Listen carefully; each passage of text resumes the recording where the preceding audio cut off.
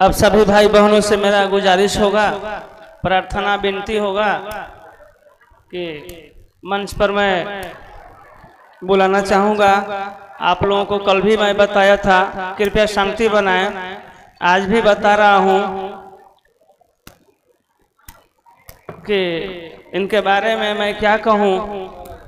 नाम तो इंदिरा दीदी है, साहब की दुलारी हैं, साहब की चहती हैं, साहब के नक्शे कदम पर चलती हैं। और वैसे भी डायरेक्ट साहब की चचेरी भाभी भी हैं, आप लोगों के बीच आ रही हैं। और कुर्सी पर बैठना कोई शौक नहीं है, पैर में और कमर में शायद पैर में परेशानी के चलते कुर्सी पर बैठना पड़ रहा है। इसलिए आप सब भाई बहनों से गुजारिश होगी कि बहुत दूर दूर से आए हैं, तो भाई बहन प्यार से चर्चा को सुने और समझें। और जिनके जिनके मन में किसी प्रकार की कोई जिज्ञासा होगी तो मन तक जिज्ञासा भेजने का प्रयास करेंगे। और दीदी के लिए भी जिज्ञासा है, लेकिन बाद में बताएंगे, अभी अपना विचार रखें।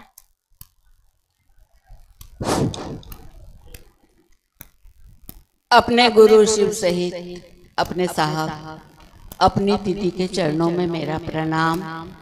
आप सभी अपनों को मेरा प्रणाम स्वीकार कर। ये आवाज क्या चीज का आ रहा है? जनरेटर जैसा कुछ खिरखिर का उधर से।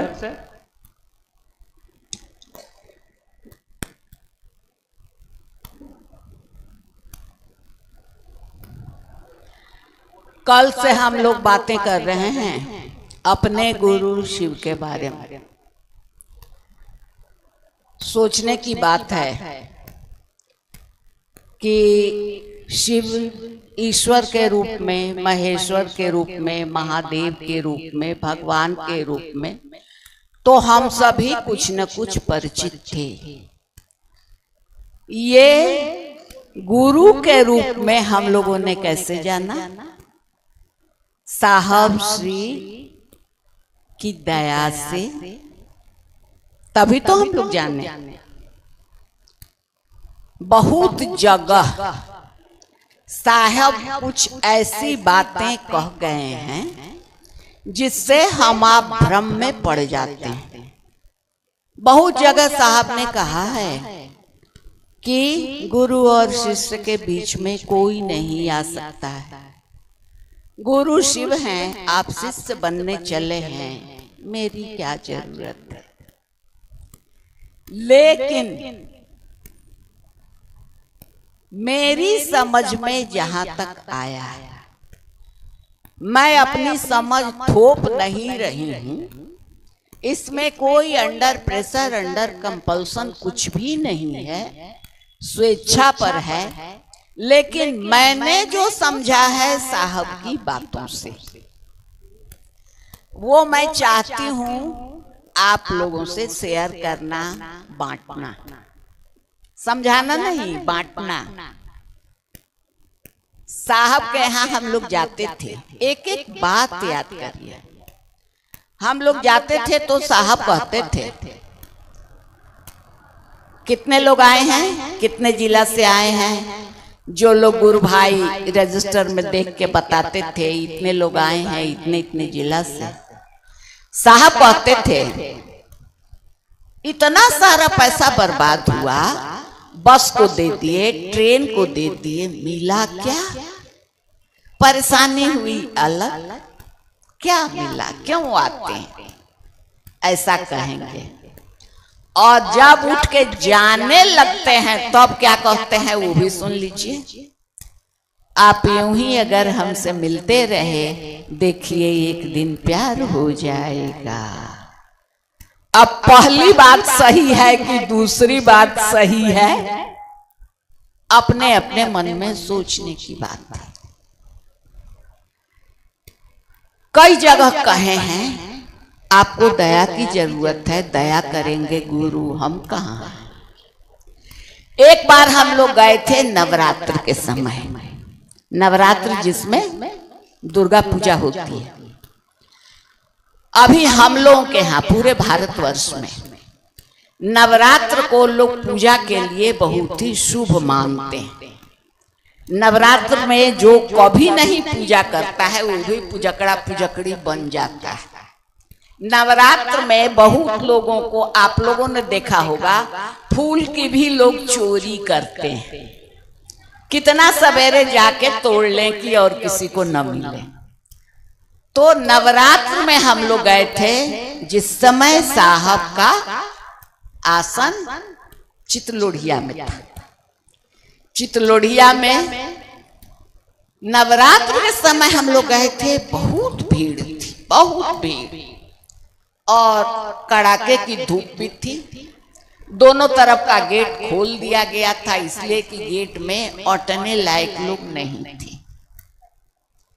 साहब देख के इतने गदगद हुए, इतने गदगद कि अरे नवरात्र में देवी की आराधना छोड़ के लोग गुरु की बातें सुनने आए हैं मेरे पास। इसका मतलब लोगों का गुरु से अटैचमेंट, गुरु से लगाव, गुरु से प्यार तो बढ़ रहा है। इतने मौज में आए, इतने मौज में आए कि कह रहे हैं, देखिए ध्यान से सुनिएगा साहब ने जो कहा है। कह रहे हैं, देखिए आपको यदि लगता है कि गुरु की दया नहीं हो रही है, कहिए। हरिंद्रानंद ने कहा है दया करिए। कुछ समझ में आ रहा है? यानी गुरु दया पाने के लिए केवल नाम काफी है। इस बात से क्या समझ में आ रहा है? बड़ी फोर्सली और बहुत मौज में कह रहे हैं, यदि आपको लगता है कि गुरु की दया नहीं हो रही है, कहिए हरिंद्रानंद ने कहा है दया करिए। सोचिए, शिव शिष्यता की राह में साहब श्री क्या है हम लोग के लिए। एक जगह और कहते हैं, आज मैं अकेला हूं। फिर से एक बार दोहरा दीजिए दीदी ये सब तो जो पीछे बोले हैं।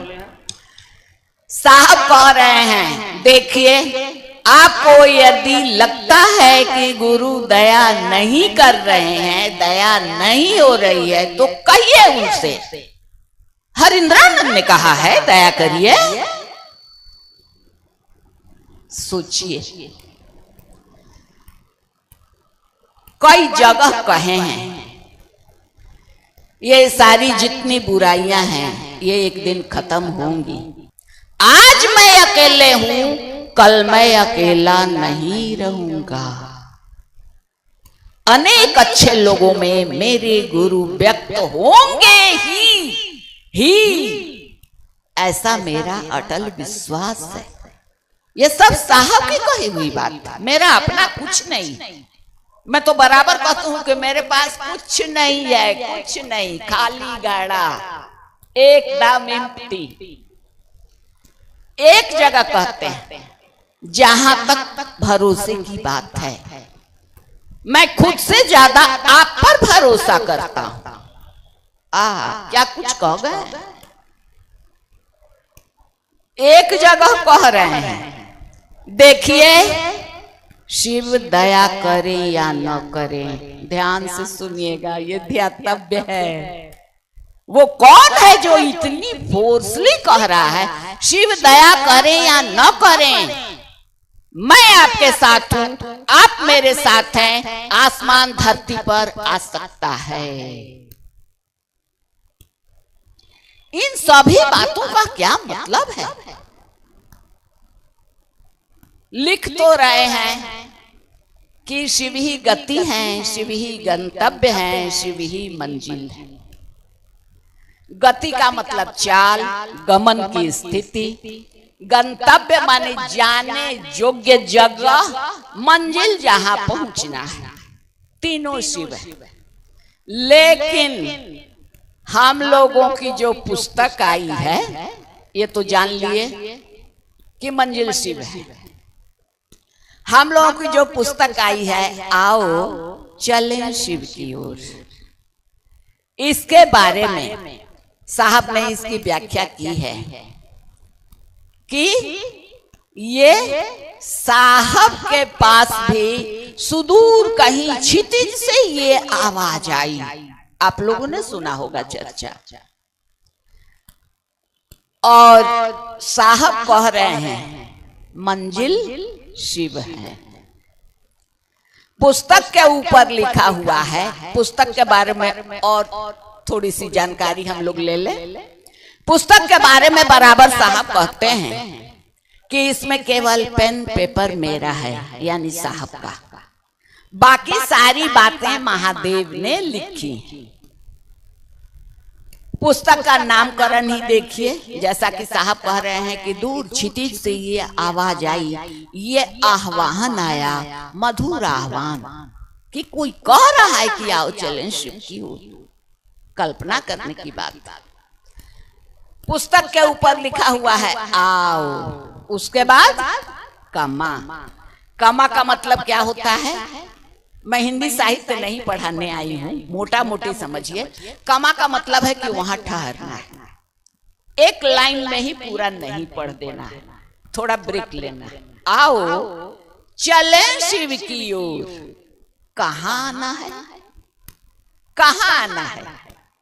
हाथ उठा के कह रहे हैं आओ चलें शिव की ओर, यानी पहले हमको आपको साहब के पास जाना होगा। नहीं, जाना ही होगा, कोई विकल्प नहीं है, कोई विकल्प नहीं, जाना ही होगा। मैंने जब पहली बार पुस्तक देखी तो बेचैनी थी, कब आ रही है, कब आ रही है पुस्तक। जिस दिन आई उसी दिन मैं रात को पढ़ना शुरू की। उसमें बहुत सारे ऐसे आर्टिकल थे जो पहले भी पत्रिका में आ चुका था, केवल आओ चलें शिव की ओर ही पहले नहीं आया था। मैंने पूरी पुस्तक पढ़ डाली। पहले 2-3 बार मैंने पढ़ा तो क्या समझ में आया कि ये शिव शिष्यता का संविधान है, क्या करना है क्या नहीं करना। उसके बाद जब पढ़ना शुरू किया तब मुझे लगा कि अरे सारे शास्त्र पुराण वेद वेदांत उपनिषद जो भी हैं सबों का सारांश है, निचोड़ है, सब का सारांश। अब जब पढ़ती हूं तो क्या लगता है? अब जब पढ़ती हूं तो लगता है कि वेद वेदांत तो है ही, शिव शिष्यता का संविधान तो है ही, लेकिन ये सब बहुत हल्की बातें हैं। अब पढ़ने पर लगता है हम आप किस तरह गुरु के दया के पात्र बन जाएं, किस तरह हम सभी गुरु के दया लेने लायक बन जाएं। इसके लिए जितने नुस्खे, जितने उपाय हो सकते हैं वो सारा कुछ उसमें लिखा हुआ, सारा कुछ। अब इसमें थोड़ा सा एक बात और याद आ गई पुस्तक पढ़ने पर। मैंने जब वो पुस्तक पढ़ी उसमें एक पंक्ति है जो इतना इतना मुझे झकझोरा, मैं रात भर सो भी नहीं पाई, रोती भी रही। सुबह सुबह जो सबसे पहले सामने पड़ा उदय गुरु भाई, उनसे मैंने कहा भी। उसमें साहब लिखते हैं जो लोग भी ईमानदार, आप लोगों को भी मिला होगा, ये काम कर रहे हैं, मैं उनके पद प्रक्षालन करूंगा। एक जगह लिखते हैं मैं अपने गुरु शिव के साथ उनकी चरण वंदना करता हूं, मरणोपरांत भी करता रहूंगा। सोचिए हम लोग कौन हैं, क्या कर रहे हैं, कैसा लगता है सोच के कि साहब ऐसी सत्ता, साहब ऐसी शख्सियत हम आप जैसे लोगों का पैर धोने के लिए कह रहे हैं, अपने गुरु के बगल में बैठा के चरण की वंदना करने के लिए कह रहे हैं। ये कौन सा काम है? ये कैसा काम है कि इतने महान हम लोग हो गए कि साहब पैर धोने के लिए भी तैयार हैं, चरण की वंदना करने के लिए तैयार हैं। ये क्या है? सोचने पर कैसा लगता है? ये काम हम लोग करने चले। अब इसमें सोचने की बात है। साहब ने इतना भरोसा किया, कह रहे हैं आज मैं अकेले हूं, कल मैं अकेले नहीं रहूंगा। एक जगह कह रहे हैं जो भी शिव का शिष्य है या होगा, गलत का डटकर विरोध करेगा। फिर कह रहे हैं यदि लगता है दया नहीं मिल रही है तो कहिए हरिंद्रानंद ने कहा है दया करिए।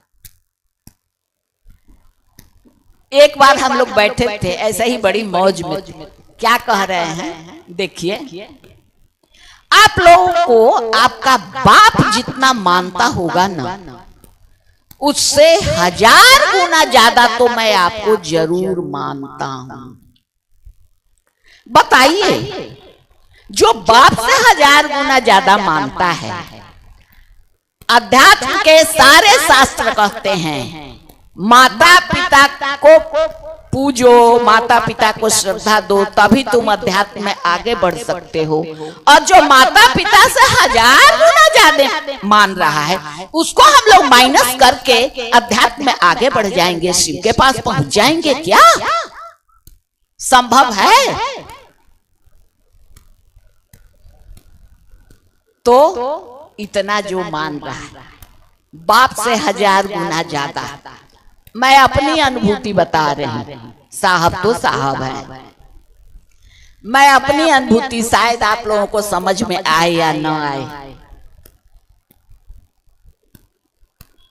मेरे अभी हाल में ही माँ बाप गुजरे हैं, बाल बच्चे भी हैं ही। साहब जो ये कहते हैं कि आपके बाप से कम 1000 गुना ज्यादा मैं आपको जरूर मानता हूं। मुझे जब गुरु भाई बहन प्रणाम करते हैं, हाथ जोड़ते हैं, तो मुझे लगता है कि मेरे अंदर कुछ पिघल रहा है। मैं शब्दों से नहीं बयान कर सकती हूँ क्या पिघलता है। हृदय पिघलता है, क्या पिघलता है। आज तक मैंने अपने बाल बच्चों की नजर में वो प्यार नहीं देखा। आप लोगों में देखा तो मेरा भी तो पिघलेगा। इसीलिए तो साहब कह रहे हैं बाप से 1000 गुना ज्यादा का मैं नहीं दावा कर सकती हूँ, लेकिन इतना तो ईमानदारी से कह सकती हूँ कि सही में मेरे अपने बाल बच्चों से ज्यादा प्यारे आप लोग लगते हैं। पता नहीं अंदर क्या पिघलता है। ये क्या है? ये साहब का कमाल है। लोग कहते हैं ना, कविताओं में या काव्य में लिखा जाता है किसी के बारे में कि उसका हृदय नवनीत की तरह है। नवनीत माने मक्खन। तो साहब का वैसा ही हृदय है। उनके साथ रहते रहते हमारा आपका भी वैसा हो रहा है। अब सोचने की बात है, साहब को अलग करके कितनो बड़ा शिष्य बनिए, कितनो सूत्र ढूंढते रहिए, रात दिन ढूंढते रहिए, अपने मन में समझिए कि मैंने इतने लोगों को जोड़ दिया, समझा दिया, लेकिन यदि 24 घंटे में मैक्सिमम टाइम, ज्यादा से ज्यादा समय आपके मन में साहब नहीं है, आप साहब के साथ नहीं हैं, तो कुछ नहीं होने जाने वाला है। ये मेरी अनुभूति है, मेरी निजी बात है। No under pressure, no under compulsion. कोई जरूरी नहीं है, कोई दबाव नहीं है कि आप इसको माने। मुझे इससे फायदा हुआ है तो मैंने सोचा है आप लोगों में ये बांट दूं। आगे क्या है भैया?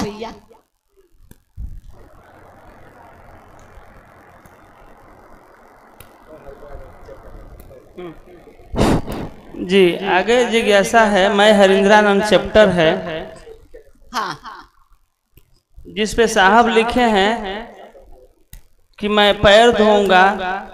जी अच्छा मैं हाई का दे रहा हूँ। देखिए अभी जो हम लोग बात कर रहे थे पैर धोने की बात, तो मैं जहाँ रहती हूँ वहां भी साप्ताहिक में या बैठक में ये जिज्ञासा हम लोग देते हैं। अब साहब कह रहे हैं कि मैं पद प्रक्षालन करूंगा, अपने गुरु शिव के साथ चरण की वंदना करूंगा। ये साहब के भाव हैं, हम लोगों ने तो पुस्तक में पढ़ा।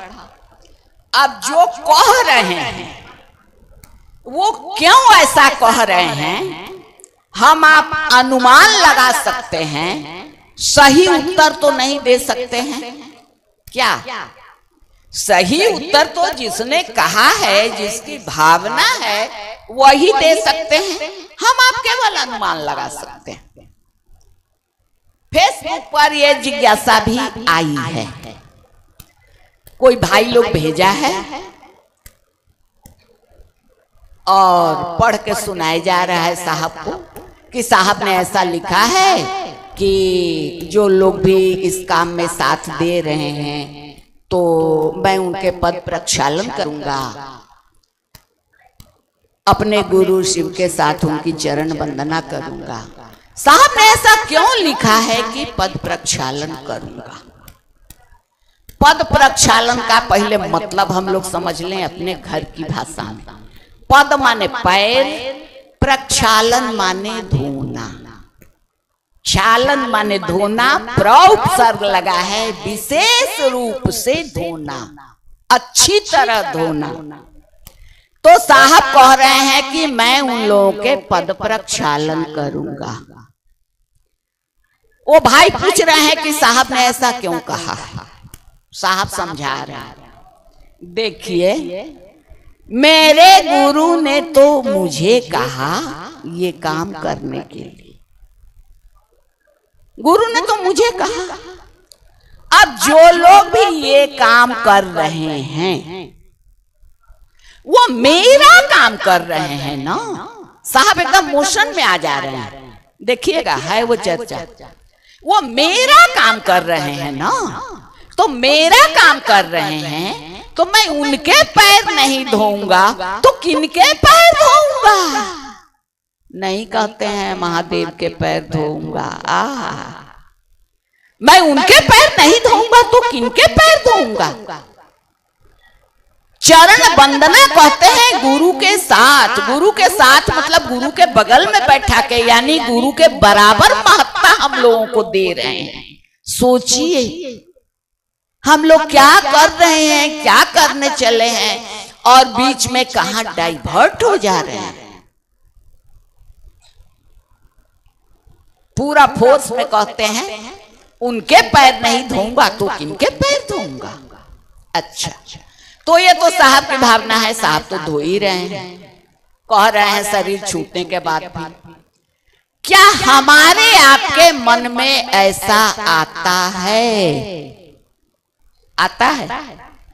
अभी तो हर जगह क्षेत्र में ऐसी बीमारी चली है, पैर धोने की तो बात छोड़िए, लोग कहते हैं अपने को शिव से, कहते हैं मैं बहुत ईमानदारी से कर रहा हूं, लेकिन जो लोग कर रहे हैं ईमानदारी से उनके पैर छूने से लोगों को जलन हो जा रही है। आप लोगों के पास भी आया होगा, वायरल हुआ था वीडियो। सोचिए साहब कह रहे हैं पैर धोऊंगा और पैर छूने से जिसको जलन हो रही है वो कहां जा रहा है, कहां जाएगा? गुरु नोज, गॉड नोज, साहब नोज, मैं नहीं जानती हूं, मेरा कोई फैसला नहीं है इस पर। लेकिन हम लोगों को सोचना है कि जब साहब कह रहे हैं पैर धोने का तो हम लोगों के मन में भी ये आना चाहिए। और साहब की दया है, बहुत भाई बहनों के मन में ये आ रहा है, वो करते हैं कोशिश, हम लोग मना करते हैं। तो हम लोगों के मन में भी ऐसा भाव आना चाहिए, इसलिए कि साहब ने लिखा है हमको आपको सिखलाने के लिए ही कि हम आप सीख के वो काम करें। क्लियर हुआ? जी जी जी। आओ चले शिव की ओर में। मैं हरिंद्रानंद चैप्टर में लिखा है एक जगह साहब, शिव की शिष्यता की बगिया में फूल तो खिले हैं, किंतु जागतिक षड्यंत्र, आक्रांति, अपमान और अपशब्द के कांटों की चुभन का दर्द भी है। शायद अस्तित्व एवं जीवन निर्वाह के निमित्त तुष्टिकरण एवं पलायन का मार्ग कभी कभी शेष रह जाता है। इसके बारे में थोड़ा समझाइए। देखिए, बहुत लंबी चौड़ी पंक्ति है और हिंदी भी है। अब महादेव की हिंदी और साहब की हिंदी क्या बात है, इसको हम लोग अपने शॉर्ट में घर की भाषा में बातचीत की भाषा में समझें। साहब कह रहे हैं कि इस राह में चलने में फूल भी मिलेंगे, कांटे भी मिलेंगे। फूल भी खिल रहे हैं, यानी बहुत लोग ऐसे हो रहे हैं जो कि हमारे आपके पद प्रक्षालन के लिए यानी पैर धोने के लिए भी उत्सुक हैं, बेचैन। लेकिन बहुत लोग ऐसे भी हैं जो कांटा बिछाने के फेर में। बहुत लोगों की बात छोड़िए, मैं रिटायर हूं, आप लोगों में सभी अभी नई उम्र के हैं। जो लोग रिटायर हो चुके हैं उनको कुछ ना कुछ अनुभव होगा या होता होगा या रिटायर होने पर होगा। सबों के घर में है ऐसा। क्या? साहब लिखते हैं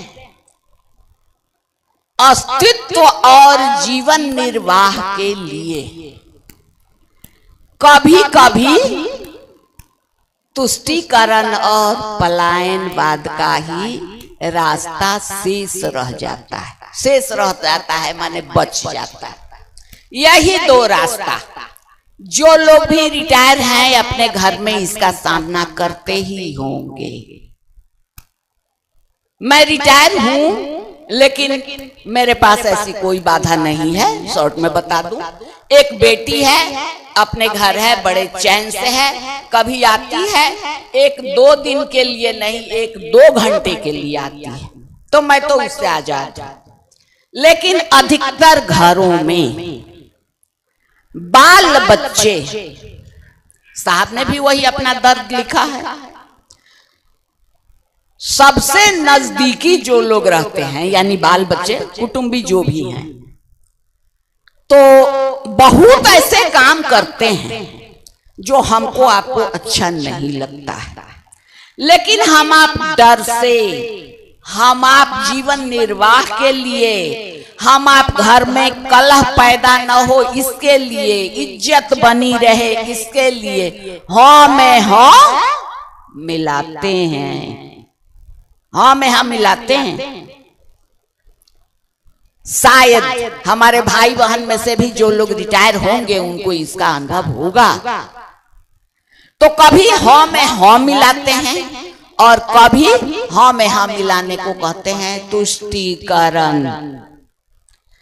और कभी हम आप ऐसा शो करते हैं, कोई कुछ कर रहा है, ऐसा नाटक करते हैं, ऐसा दिखावा करते हैं कि मैंने देखा ही नहीं, मैंने ना देखा है ना सुना है, मैं नहीं जानती हूं, मैं नहीं जानता हूं आप क्या कर रहे हो।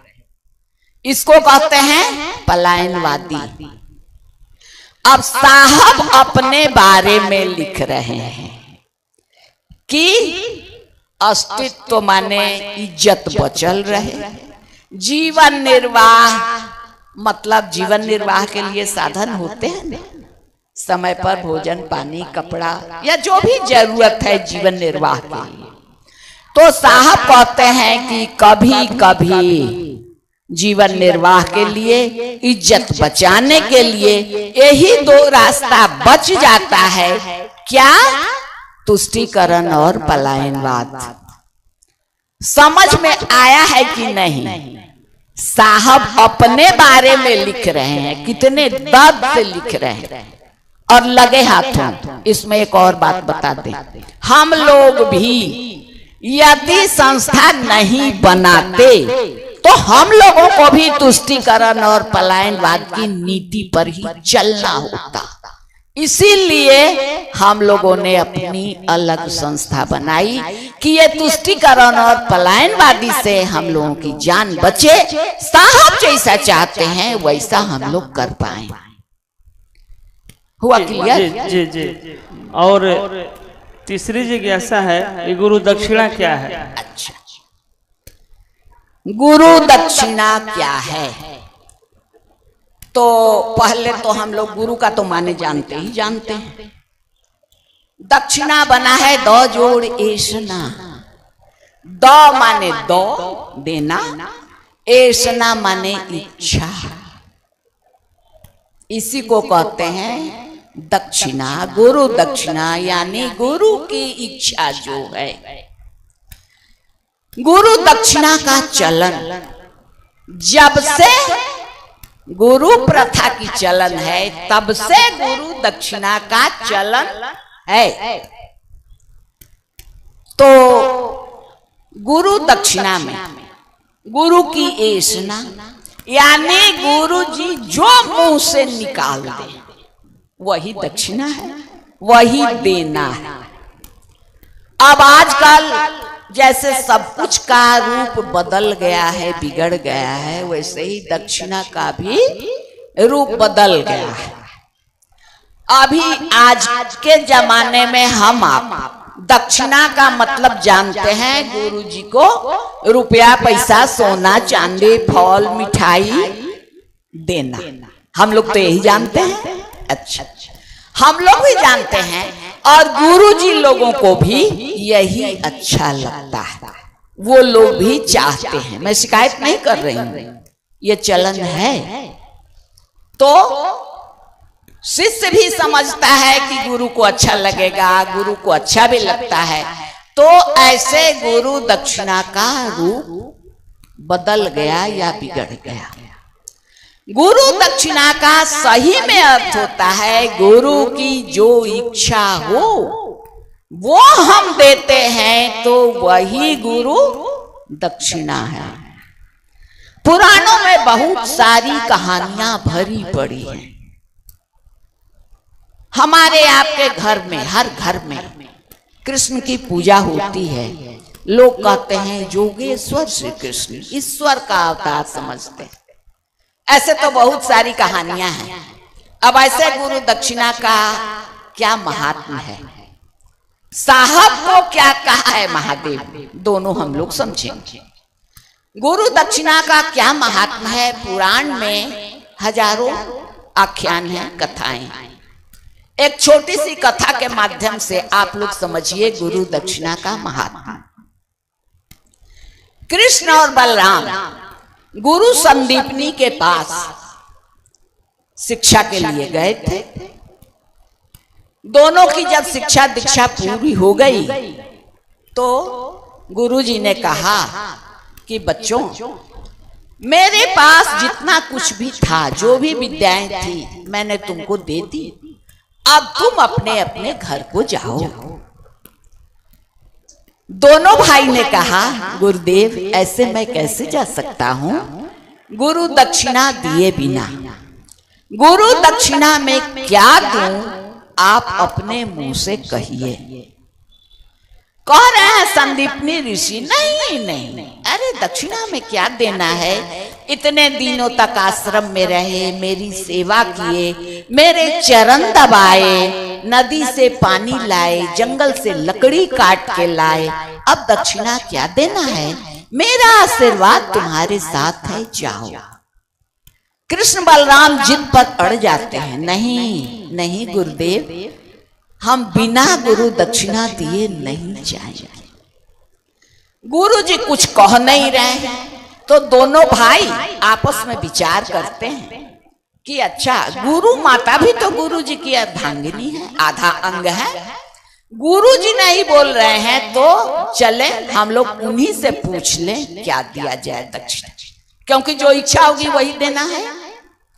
गए हैं कुटिया में गुरु माता के पास, प्रणाम करते हैं और कहते हैं माँ गुरु जी तो कुछ नहीं बोल रहे हैं, हम लोगों को विदा कर दिए हैं, लेकिन बिना दक्षिणा दिए हम लोग नहीं जाएंगे, कुछ तो अपने मुंह से कहिए।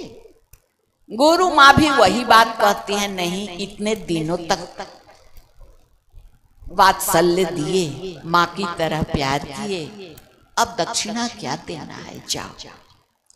लेकिन ये लोग जिद पर अड़ जाते हैं। जिद पर जब अड़ते हैं तो गुरु माँ रोने लगती हैं, कहती हैं मैं जो दक्षिणा मांगूंगी वो तुम दे सकोगे क्या? अब दोनों भाई कहते हैं माँ ऐसा क्या है जो हम नहीं दे पाएंगे, आप कह के तो देखिए, या तो दक्षिणा दूंगा या प्राण दूंगा। सोचिए दक्षिणा का महात्मा। अब दोनों भाई प्रणाम करके चल देते हैं, या तो दक्षिणा दूंगा या प्राण दूंगा। गुरु माँ कहती है देखो आज से 18 वर्ष पहले मेरा एक 5 वर्ष का बालक था, हम दोनों तुम्हारे गुरुदेव और मैं पुष्कर क्षेत्र में स्नान करने के लिए गए, वो बालक जल में डूब गया, उसका शव नहीं मिला। शव नहीं मिला मतलब कंफर्म नहीं है कि वो मर गया। और तुम्हारे गुरुदेव कहते हैं, अरे संदीपनी ऋषि पहुंचे हुए ऋषि, तुम्हारे गुरुदेव कहते हैं कि उस बालक को पाताल का कोई राक्षस ले गया है, कैद करके रखा है, मुझे दक्षिणा में वही बालक चाहिए, दे सकते हो क्या? बहुत दुख से कह रहे हैं, दे सकते हो क्या? क्यों पूछ रहे हैं? कहते हैं दोनों भाई नहीं, या तो दक्षिणा दूंगा या प्राण दूंगा। दोनों जाते हैं समुद्र में छलांग लगाते हैं और जाते हैं पाताल लोक में। वहां देखते हैं कि उस बच्चे को, वो तो पूरा जवान हो गया है, 22-23 साल का, कड़ी बेड़ी में जकड़ के उसको रखा है। जंजीर है थोड़ा लंबी कि जिससे वो चल फिर सके, काम कर सके, और उससे काम करा रहा है। ये लोग गए हैं तो पहचान गए, मानव का बच्चा तो समझ में आ ही जाएगा। जब पहचान गए हैं तब ये लोग वहां युद्ध करते हैं और उस राक्षस को, उसके जो लोग हैं उन सबों को मार के, उसकी बेड़ी काट के और उस बालक को लेके आते। तो गुरु दक्षिणा तो माँ ने मांगा था, लेके जाते हैं कुटिया के द्वार पर, पुकारते हैं माँ माँ देखो मैं आपकी दक्षिणा लेकर आया। माँ हड़बड़ा के जगती है, देखती है, पहचान जाती है। बालक से कहते हैं कृष्ण बलराम तुम्हारी माँ है, प्रणाम करो। चरण छू के प्रणाम करता है। इतनी बिहवल हो गई है, इतनी, कुटिया से दौड़ती है बाहर और ऋषि को पुकारती हैं, देखिए देखिए, आइए तो देखिए तो कौन आया है। बच्चे गुरु दक्षिणा लेकर आए हैं। संदीपनी ऋषि आते हैं तो वो भी भौचक है। उसके बाद बालक उनको प्रणाम करता है। इस पूरी कथा में हम लोगों को जो समझने लायक है वो बात अब हम लोग करें। उसके बाद जब चरण छूता है बालक, तब अब कहते हैं संदीपनी ऋषि कृष्ण और बलराम से, देखो ये कोई मानव का काम नहीं है। वो तो जानते हैं कहां से किस हाल में लाया गया है, ये किसी मानव का काम नहीं है, ये तो ईश्वर ही कर सकता है। तुम कौन हो सच सच बताओ, क्या तुम ईश्वर हो? उसके बाद कृष्ण मुस्कुराते हैं और सिर हिलाते हैं। फिर पूछते हैं ऋषि, इतने दिनों तक मेरे पास रहे, मैं क्यों नहीं पहचान पाया? सोचने की बात है, इतने दिनों तक रहे, मैं क्यों नहीं पहचान पाया? तो कहते हैं कृष्ण कि देखिए गुरुदेव, जब तक मन में कोई भी ऐसना है, ऐसना माने इच्छा, साहब भी पुस्तक में लिखे हैं, लोकेशना वित्तेशना, ये सबका जिक्र है, डिटेल नहीं समझाए हैं लेकिन नाम नाम। तो कृष्ण कहते हैं कि जब तक मन में कोई ऐसना है, यानी कोई भी इच्छा है, मैं सामने भी आ जाऊं नहीं पहचान पाएंगे आप। साहब भी बराबर हम लोगों से कहते हैं, देखिए महादेव आपके सामने आ जाए ना तो क्या कहिएगा आप? अरे बड़ी अच्छा बहुरूपिया है, एकदम नेचुरल, बिल्कुल हूबहू महादेव की तरह लग रहा है। आपको विश्वास नहीं होगा कि ये महादेव। तो कृष्ण कहते हैं कि देखिए गुरुदेव, कोई भी ऐसना जब तक मन में रहेगी, ईश्वर को आदमी नहीं पहचान सकता है। ऐसनाएं तीन हैं। सबसे पहले वित्तेशना, वित्त माने धन, रुपया पैसा, उसकी इच्छा। उसके बाद लोकेशना, लोक माने संसार, यानी संसार में मुझे लोग जाने, प्रतिष्ठा दे, मेरा नाम हो। और पुत्रेशना, यानी पुत्र मेरा योग्य हो, अच्छा हो, सब कोई कहे ऐसा पुत्र है, मेरा नाम करे। और पुत्र तो हो ही, मतलब पुत्र होगा तभी ना वैसा होगा। तो कृष्ण कह रहे हैं कि गुरुदेव आपके मन में पुत्रेशना थी, इसीलिए आपने मुझे नहीं पहचाना। अब जब पुत्र आ गया सामने, आपने देख लिया, आपकी पुत्रेशना तृप्त हो गई, तब आपको ऐसा लगा कि ये कौन है, तब आपने मुझे पहचाना। तो हम लोग अपने गुरु को क्या दक्षिणा देना है, हमारे आपके गुरु की क्या ऐसना है, पुस्तक में भी लिखा हुआ है, साहब भी समझाए।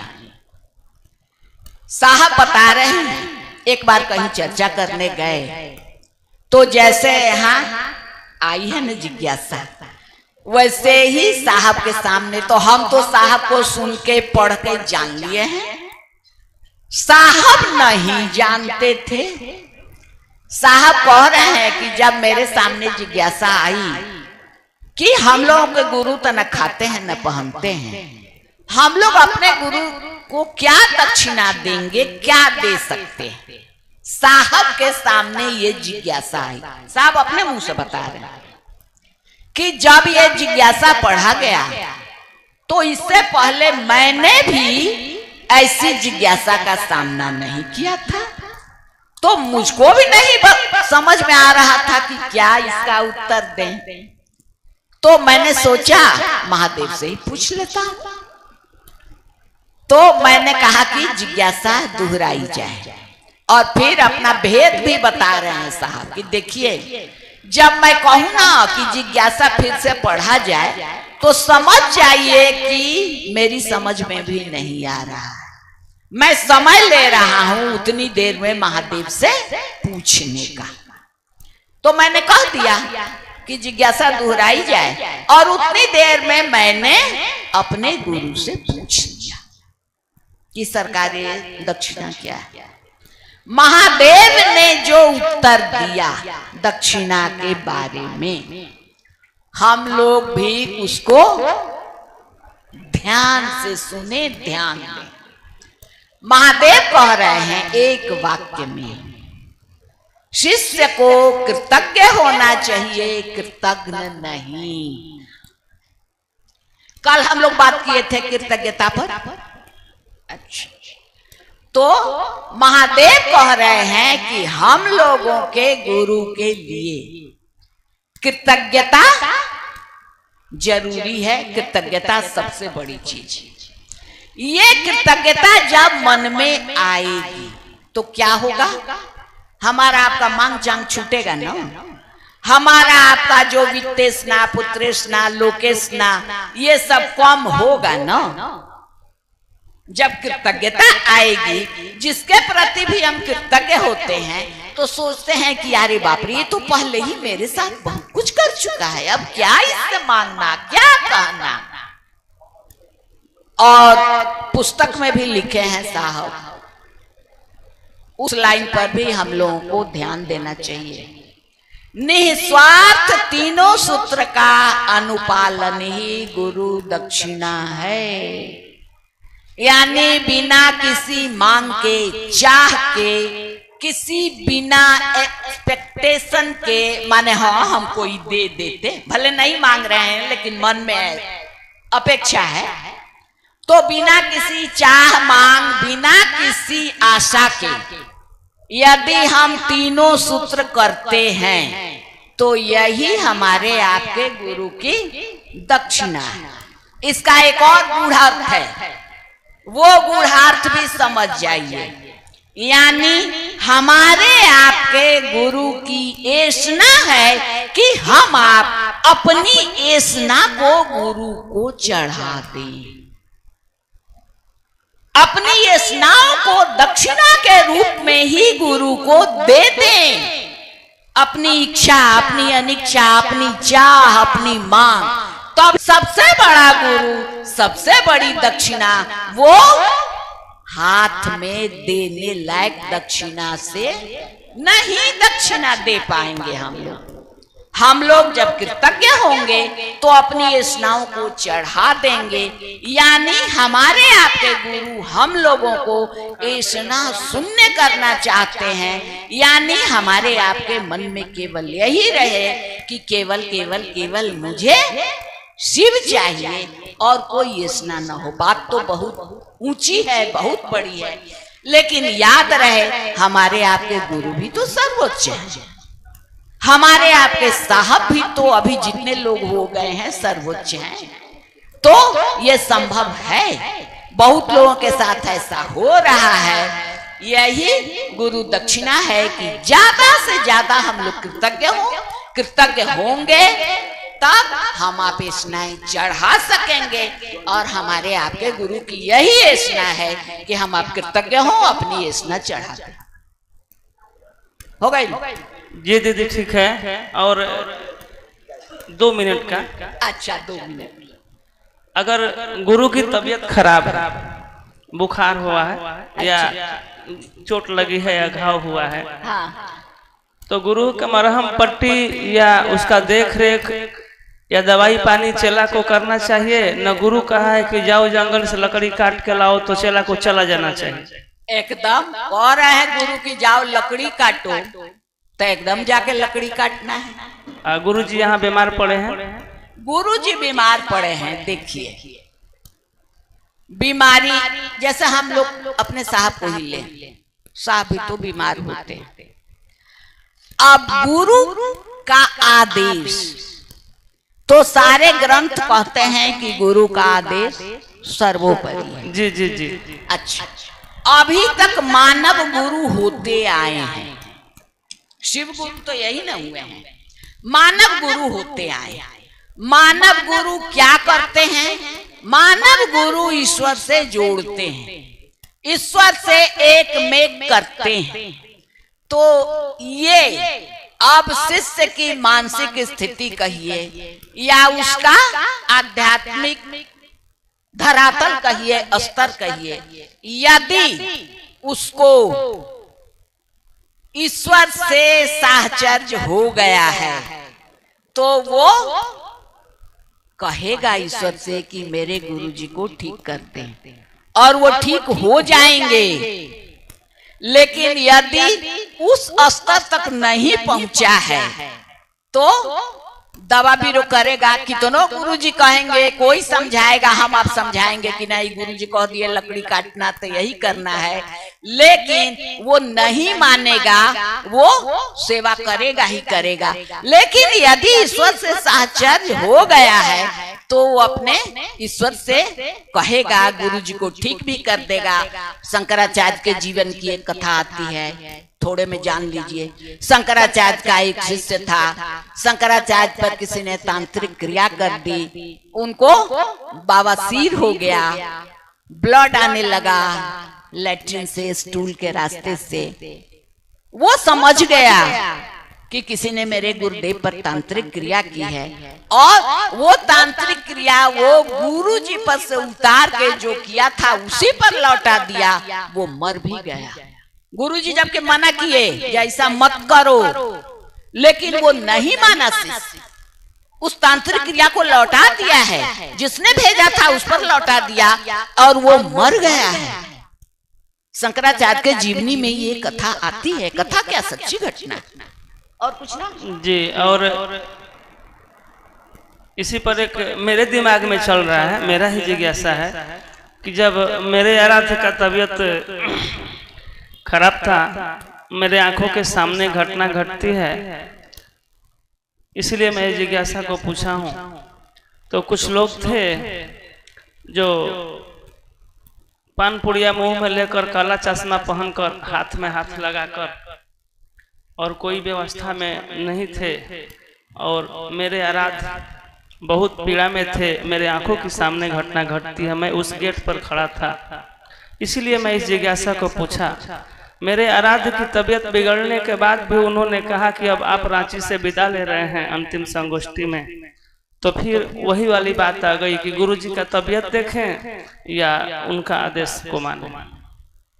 देखिए, ये मेरा निजी जिज्ञासा है। जैसे हर संबंध भाव के धरातल पर है, सबसे ज्यादा प्रबल भाव खोजता है जो जितना गहरा रिश्ता है, पति पत्नी का हो, माँ बेटे का हो, या गुरु शिष्य का हो, जो रिश्ता सबसे ज्यादा सेक्रीफाइस, सबसे ज्यादा आपके लिए हर कुछ गंवाने के लिए तैयार है, वो उतना ज्यादा भाव खोजता है, उसमें उतना ज्यादा गाढ़ा भाव कहिए, समर्पण कहिए, जो कुछ भी कहिए।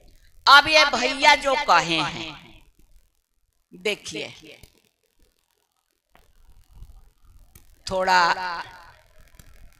जैसा मान लीजिए कि मेरा कोई बहुत बड़ा आदर्श हो, नाम लेना ठीक नहीं है, कुछ भी पर्दे में आप लोग समझ जाइएगा।